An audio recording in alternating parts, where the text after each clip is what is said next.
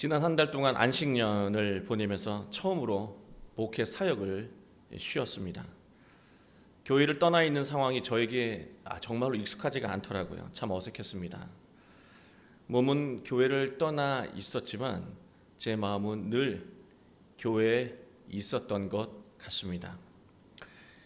기간 동안 교회를 위해 수고해 주신 문 목사님과 또 장로님 그리고 모든 성도님들에게 이 자리를 빌려서 깊은 감사의 마음을 전합니다. 저는 안식년을 보내면서 지난 한 해를 또 돌아보았습니다. 교회의 모든 일정이 멈춘 것 같아서 목사로서 마음이 참 무거웠습니다. 그러나 동시에 하나님의 은혜도 크게 느끼는 시간이었습니다. 하나님께 해드린 것이 아무것도 없는데 하나님은 우리 교회를 여전히 지켜주셨고 우리의 가정을 보호해 주셨습니다. 그런 하나님의 은혜를 크게 느끼는 기간이었습니다. 저는 코로나 이후의 상황을 이제 어떻게 헤쳐나가야 할까 그런 마음을 가지고 그 기간 동안에 기도를 했습니다. 하나님은 기도하는 저에게 코로나와 싸우는 이 과정이 신앙의 과정과 참 닮았다라고 하는 것을 깨닫게 하셨습니다. 결국 코로나를 잘 싸워서 이기는 것이 참된 신앙이라고 하는 메시지를 주신 거예요. 이제 전 세계적으로 백신이 접종되고 있지 않습니까? 이 백신이 접종이 돼서 곧 이제 코로나도 종식이 될 텐데요. 이 접종하는 이 과정은 사람의 몸에 바이러스, 코로나 바이러스를 이길 수 있는 항체를 만드는 과정입니다. 항체를 가진 사람에게는 바이러스가 들어와도 심각한 영향을 주지 못합니다. 본인도 모를 정도로 내면에 작은 싸움이 일어나기는 해요. 그냥 바이러스가 항체가 있네, 안녕히 계세요 하고 가는 건 아니고요. 들어왔을 때 그 항체와 싸움이 있는데 본인도 몰라요. 그 정도로 큰 영향을 받지 않고 또 해를 느끼지 않을 정도로 조용히 바이러스가 물러간다는 말씀입니다. 우리가 겪는 모든 고난은 바이러스와 닮았다라고 하는 생각이 들었습니다.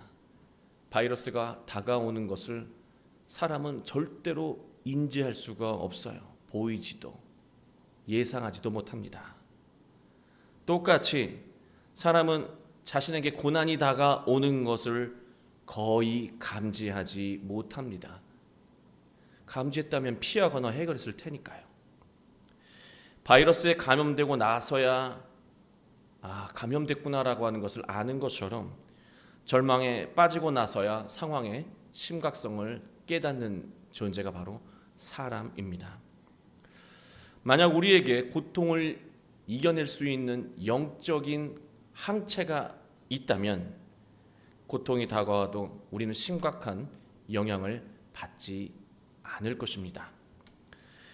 물론 항체가 있다 해도 바이러스와 싸우는 과정이 조용히 일어나는 것처럼 우리의 내면에 영적인 싸움은 분명히 있을 겁니다. 그러나 고난은 우리 인생에 심각한 영향을 주지 못하고 조용히 지나쳐 갈 것입니다. 사람은 누구나 고난을 겪는 영역을 가지고 있어요. 내색하지 않을 뿐입니다. 모두가 다 고난이 있다는 말씀이에요. 건강한 사람도 고난이 있고요. 아픈 사람도 고난이 있습니다. 가난한 사람도 고난이 있고 부유한 사람도 고난이 있습니다. 유능한 사람도 무능한 사람도 큰 교회도 작은 교회도 모두 고난이 있습니다. 고난은 예외가 없습니다. 오늘 말씀은 하나님이 자녀에게 어떤 고난도 이겨낼 수 있는 영적인 항체를 전해 주신다는 내용입니다. 오늘 말씀을 통해서 고난을 이겨내는 영적인 항체가 여러분 삶 가운데 생겨나게 되길 주님의 이름으로 축원합니다. 지난 1년을 돌아보면 저는 생각을 멈춘 것 같고 계획을 멈춘 것 같습니다. 왜냐하면 아무리 좋은 계획, 아무리 좋은 생각을 가지고 있어도 코로나 때문에 아무것도 되지 않는다는 생각에 갇혀 있었기 때문입니다. 그런 제 자신이 참 이스라엘을 닮았다, 출애굽을 앞두고 있는 이스라엘과 닮았다는 생각을 하게 되었습니다. 그러한 심정으로 오늘 말씀을 묵상했습니다. 이스라엘 백성은 애굽에서 종살이를요 430년이라고 하는 기간 동안 했습니다. 노예는 생각할 필요가 없죠. 왜냐하면 주인이 시키는 대로 살아야 하는 존재이기 때문에 그렇습니다. 하나님은 이러한 이스라엘 백성을 불쌍히 여기시고 노예에서 해방시키겠다고 선포하셨습니다. 하나님을 모세를 통해서 애굽에서 이스라엘을 구출하시고 또 해방시킨다는 그 뜻을 애굽의 왕에게 전하게 하셨습니다. 그러나 애굽은 또 바로는 하나님의 뜻을 완강하게 거부했습니다. 하나님은 애굽에게 경고의 의미를 담은 재앙을 일으키시죠. 그러나 애굽이 그런 재앙 속에서도 뜻을 굽히지 않았습니다. 사실 하나님의 재앙은 애굽을 괴롭히는 데 있는 것이 아니라 애굽의 잘못된 하나님을 대적하는 그 뜻을 돌이키라고 10번의 기회를 주신 거예요. 그러나 그들은 재앙이 올수록 뜻을 굽히기보단 더 완고하고 악하게 하나님을 대적했습니다. 결국 하나님은 10번째 재앙, 장자와 함께 애굽에서 난 모든 처음 난 것들을 심판하는 그 10번째 재앙을 내리시겠다고 애굽에게 최후의 통첩을 보냈습니다. 애굽은 9번이나 재앙을 겪으면서도 여전히 사태의 심각성을 모르고 있습니다. 저는 말씀의 이 부분을 묵상하면서요, 참 우리의 기질이 애굽 왕과 애굽 사람들과 참 닮았다라고 하는 생각을 하게 되었습니다. 고난을 겪어도 견딜만 하면 참 끝까지 고집을 부린다는 거예요.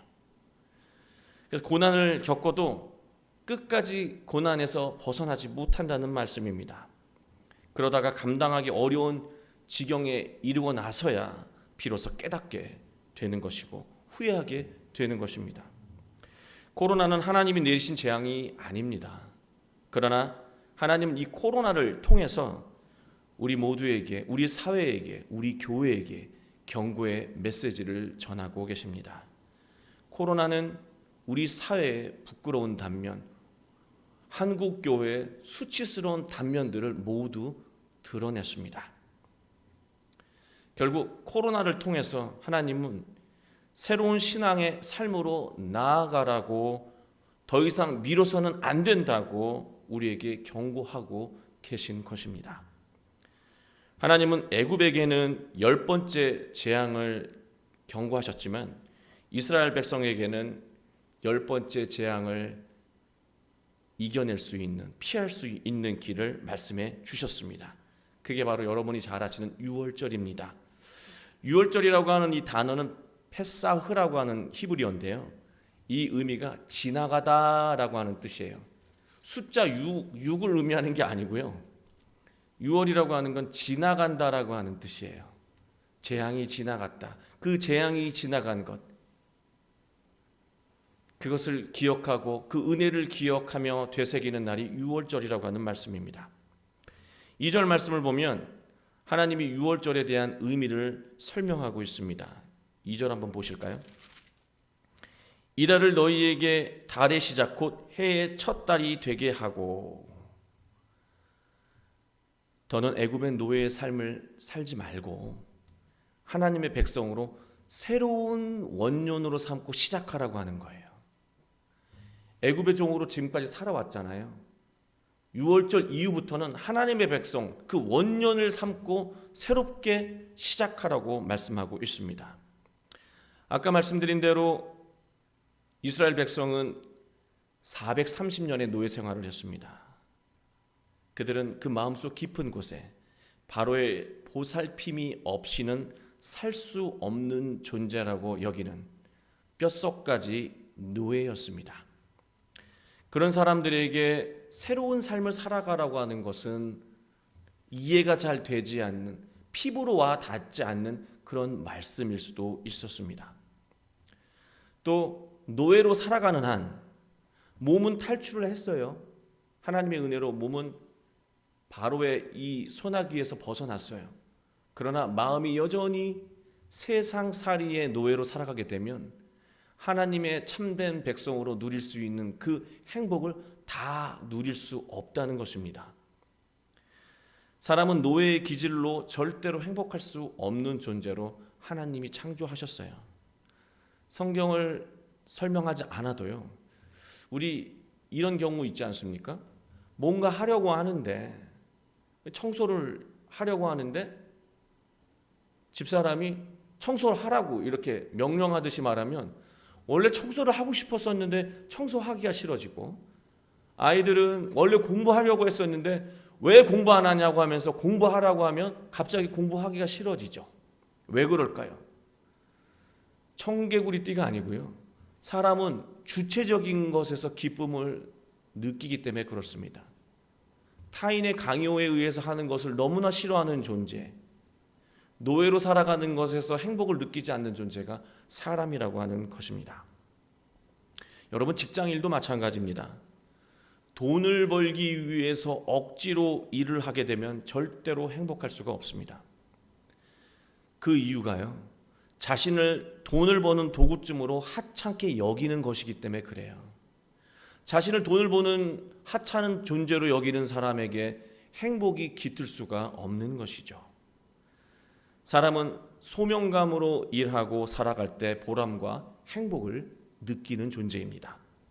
그렇다면 소명감은 어디에서 오는가? 바로 하나님에게서 온다는 것입니다. 6월절이 되면 수컷 어린 양이나 염소를 잡아서 구워 먹고 그 피는 문지방과 임방에 바르라고 말씀하셨습니다. 그러면 하나님이 그 표적을 보고 넘어가신다고 말씀하셨습니다. 여러분, 애굽 땅에는 애굽인만 있는 것이 아니라 이스라엘 백성들도 있었다는 것을 우리는 기억하고 있습니다. 그런데 재앙이 이스라엘 백성을 피해서 다른 장소에서 일어나는 것이 아니고요, 똑같은 애굽 땅에서 재앙이 일어났다는 말씀입니다. 하나님을 대적하는 애굽에게는 재앙이 심판이 되었고, 비록 자격은 없지만 하나님의 말씀에 순종한 이스라엘 백성에게는 재앙이 해를 끼치지 못하고 조용히 지나갔다는 사실입니다. 그게 차이예요. 재앙은 똑같이 일어나요. 그러나 결과가 완전히 다르다는 사실입니다. 여기서 우리는 하나님이 세상을 어떻게 다스리시는지 중요한 원리 하나를 배우게 됩니다. 고난은 하나님의 백성이건 백성이 아니건 가리지 않고 다가온다는 사실입니다. 단 차이는 하나님의 말씀을 믿고 따르는 사람에게는 고난은 삶을 무너뜨릴 만큼 고통을 주지 못하고 어느 순간 조용히 지나간다는 것입니다.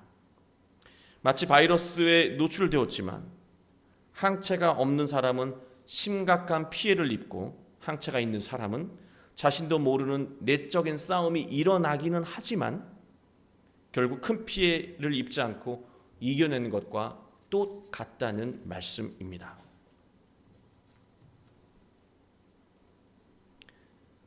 유월절 처음 이행할 때는 유월절의 깊은 의미를 알지 못하고 그냥 하나님의 말씀에 백성들은 순종했습니다. 하나님은 그 순종 그 자체만 보시고 이스라엘 백성을 구원하셨습니다. 그게 첫 번째 유월절의 상황이었습니다. 그러나 출애굽 이후에도 하나님은 유월절을 기념하며 지키라고 말씀하셨어요. 유월절의 의미를 되새기고 삶의 근본으로 삼아 살아가라고 말씀하신 것입니다. 너희가 앞으로 유월절처럼 살아가야 어떤 고난이 다가와도 항체가 생겨서 그 고난을 충분히 이겨낼 수 있다는 말씀이에요. 너희도 모르는 사이에 고난이 떠나가는 것을 경험하게 된다는 거예요. 그게 유월절의 의미고 유월절을 지키며 살아가는 삶의 힘이라고 하는 것을 하나님은 백성들에게 말씀하셨습니다. 근데 여러분 잘 아시잖아요. 우리가 고난을 겪고 나면 또다시 고난이 다가왔을 때 나 한 번 경험했던 고난이잖아. 이쯤 아무것도 아니야. 그렇게 넘어가지던가요? 아니면 또 새로우시던가요?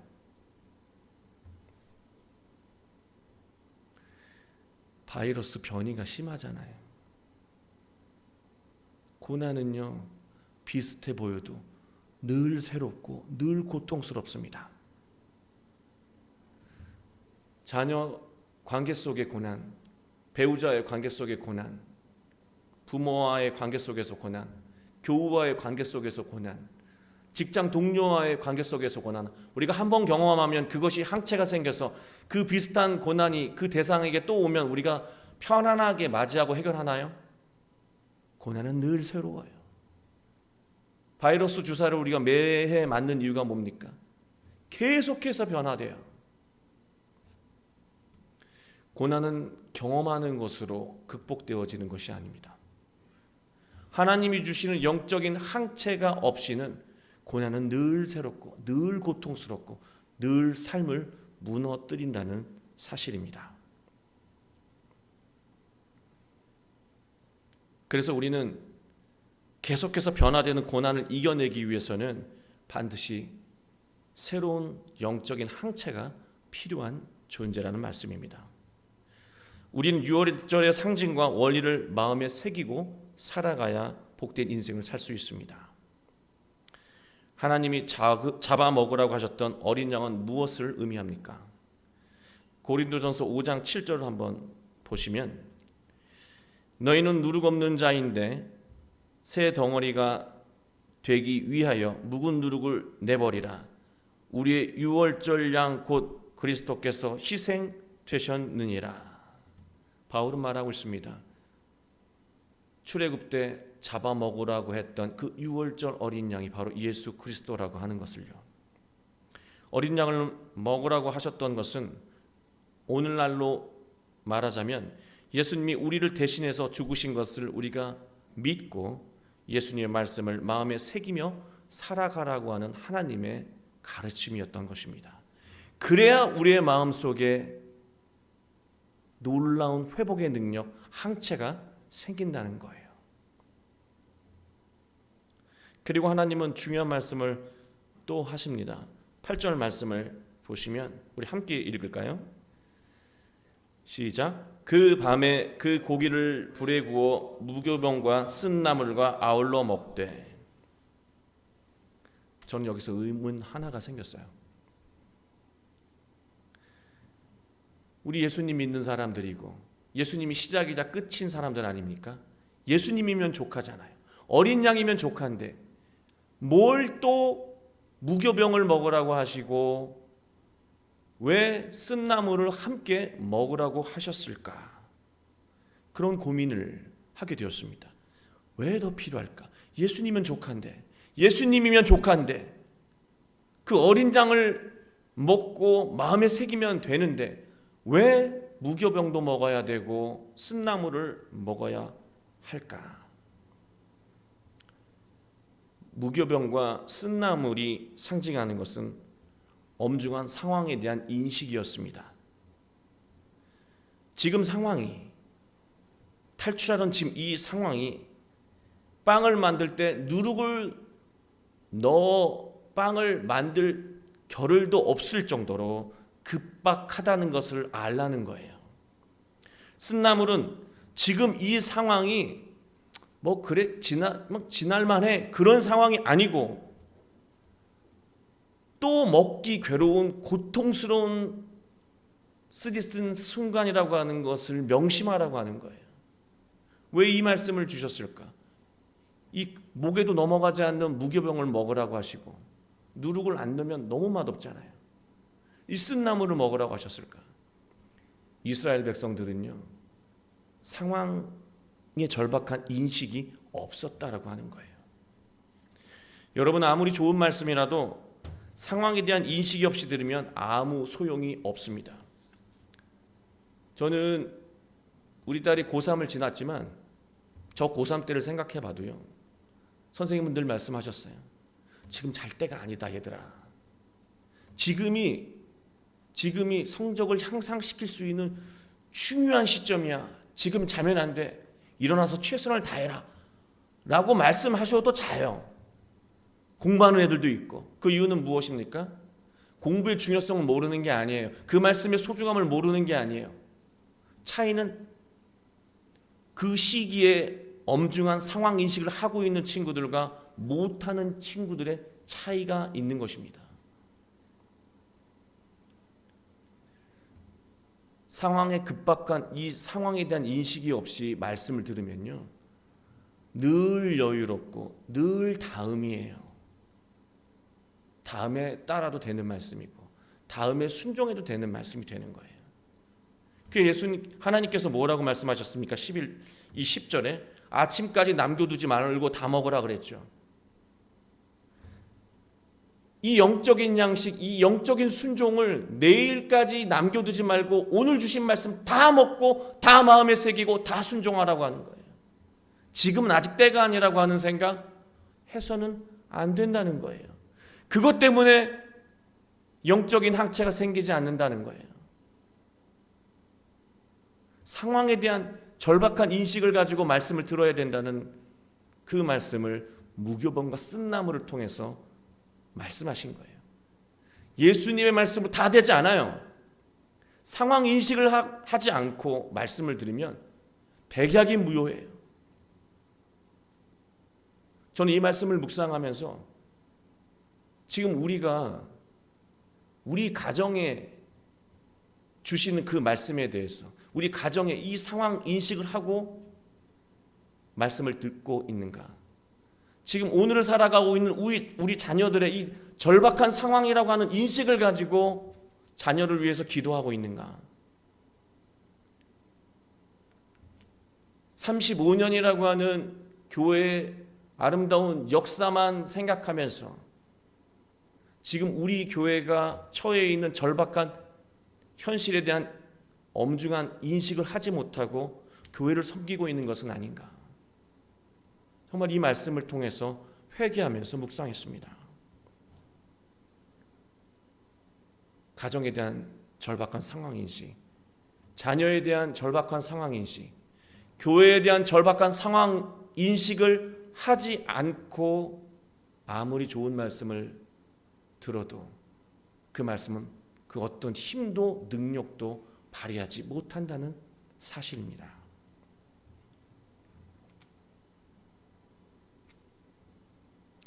11절 말씀을 보면 정말로 놀라운 말씀을 주셔요, 여러분.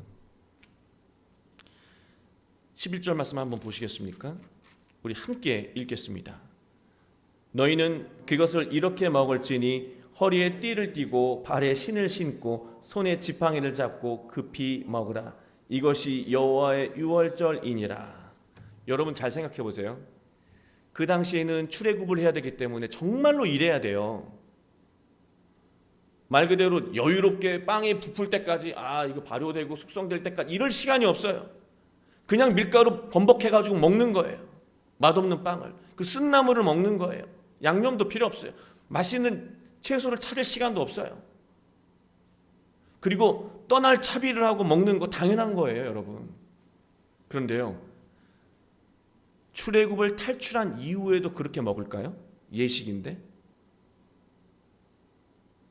내가 어려움을 가지고 예배에 참여했을 때 말씀이 달콤하게 들어오고 내 마음속에 새겨져서 힘이 되지만 그 고난, 출애굽하고 난 다음, 문제가 해결되고 난 다음에 우리는 어떤 마음으로 말씀을 들을까요? 유월절이 기억날까요? 그 절박한 상황이 기억날까요? 다시 영적으로 나태해지고 그냥 졸면서 느긋하게 다음에 해도 되는 말씀처럼 받아들일 겁니다. 그렇기 때문에 유월절을 지키라고 하신 거예요. 늘 이 괴로운 빵을 먹으면서 절박한 심정으로 오늘도 살아가야 된다라고 하는 것을 기억하라고 하는 그 예식을 반복하라고 했던 거예요. 떠날 차비를 하고 그 괴로운 빵과 쓴나물을 먹으라고 하셨어요. 여러분, 차비를 하고 떠날 차비를 하고 음식을 먹는다. 어떤 의미가 있겠습니까?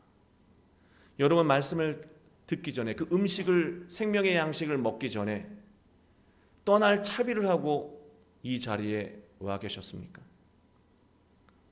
더 풀어서 말씀을 드리면, 지금 내 삶의 자리가 잘못된 삶의 자리라고 한다면 언제든지 하나님 말씀에 순종하며 떠나겠다라고 하는 그런 마음의 준비를 하고 이 자리에 서서 저는 말씀을 전하고 있는지, 말씀을 듣고 있는지 우리는 우리의 신앙 상태를 되돌아봐야 합니다. 떠날 차비, 나의 삶의 그릇된 삶의 자리에서 떠날 결심과 그런 차비를 하지 않고, 그런 채비를 하지 않고 말씀을 들으면요, 또 내일 말씀으로, 내일 남겨지는 음식처럼 또 내일 말씀으로 넘어간다는 거예요. 그렇게 되면 백신을 하나를 온전히 맞는 게 아니라 맞다 맞는 것과 똑같아요. 아무런 힘도 능력도 위력도 발휘하지 못한다는 거예요. 삶의 자리, 내 삶의 자리가 잘못되었다면 언제든지 떠나겠다라고 하는 마음의 준비를 하고 말씀을 들으면 그 말씀이 이게 아니구나라고 한다면 그 말씀, 그 준비된 말씀이 나를 살아가게 만든다는 거예요. 말씀이 능력으로 삶을 이끌어간다라고 하는 거예요. 그 말씀이 고난에서 우리를 복된 삶의 자리로 옮겨준다라고 하는 사실입니다. 그리고 끝으로 하나님은 어린 양의 피는 문인방과 문설주에 바르라고 했습니다. 문인방은 위에요. 문 위에요. 여러분이 잘 아시는 것처럼 우리 봄 되면은 이렇게 입춘대기를 붙이는 그 위처럼 거기가 인방이고요. 문설주는 문 좌우 양쪽입니다. 그러니 결국 이렇게 디귿자로 예수 그리스도의 피를, 어린 양의 피를 바르는 거 아니겠습니까? 피는 여러분이 잘 아시는 대로 사랑이고 희생이에요. 희생이 없는 사랑은 속삭임에 불과하지만 희생이 담겨있는 사랑은요, 사람을 돌보고 구합니다. 입으로 하는 섬김은 모두를 죽게 할 수도 있지만 희생을 전제로 하는 섬김은요, 교회를 살리고 가정을 살리고 자녀를 살립니다. 그 문지방에 바르라고 하는 거예요. 그러면 하나님이 뭐라 그러셨죠? 여기가 하나님의 백성이 사는 집인 줄 알고 넘어가신다 그러셨잖아요. 저는 또 의문이 들었어요. 하나님이 뭐 이렇게 무능하시지? 피를 발라야 하나님의 백성인 걸 아세요? 우리의 골수까지도 쪼개는 분이 하나님 아니셨나요? 우리가 믿는다고 결심하면 그 마음 다 알고 계신 게 하나님 아니십니까? 왜 피를 바르라고 하셨을까? 왜 그게 표적인 줄 알아야 넘어가신다고 했을까?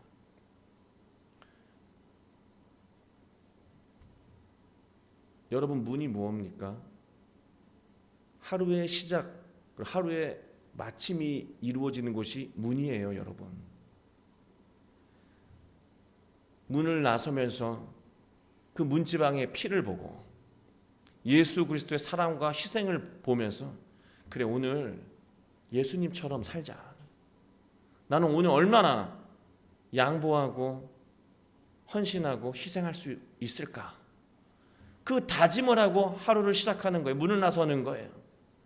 그리고 집에 돌아왔을 때 그 문을 열기 전에 그 피를 보고, 나는 오늘 예수님의 사랑과 희생, 양보, 헌신, 나눔을 얼마만큼 했는가 또 돌아보는 거예요. 하루의 시작을 예수님으로, 하루의 마침을 예수님으로 그렇게 살아간다면요, 그 마음속에 놀라운 힘이 생기고 놀라운 능력이 함께 한다는 말씀입니다. 여러분, 그런 마음으로 살아간다면 나 얼마나 양보할까? 얼마나 손해를 볼 수 있을까? 내 능력으로. 손해보기 싫잖아요. 난 얼마나 손해볼 수 있을까? 그런 마음으로 하루를 살아가요. 그러면 손해봤을 때도 예수님 생각나서 흔들리지 않아요. 이러한 삶을 살아간단 말이죠. 누군가에겐 딱 이용해 먹기 좋은 사람으로 보일지 모르겠지만요, 세상은 그런 사람이 더 많지 않아요. 그런 마음으로 살아가게 되면, 그런 마음으로 배우자를 대하고, 내가 오늘은 얼마만큼 배우자에게 양보하고 희생하고 용서하고 나눌 수 있을까? 나는 오늘 얼마만큼 자녀를 용서하고 용납하고 사랑할 수 있을까? 오늘 동료를 얼마만큼?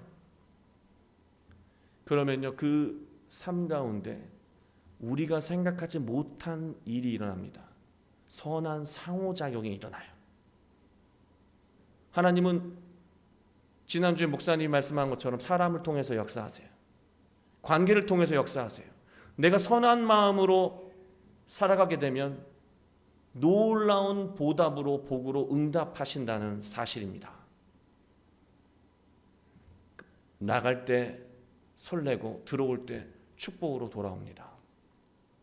그 삶은 어떤 고난과 어려움 속에서도 흔들리지 않게 된다는 사실입니다.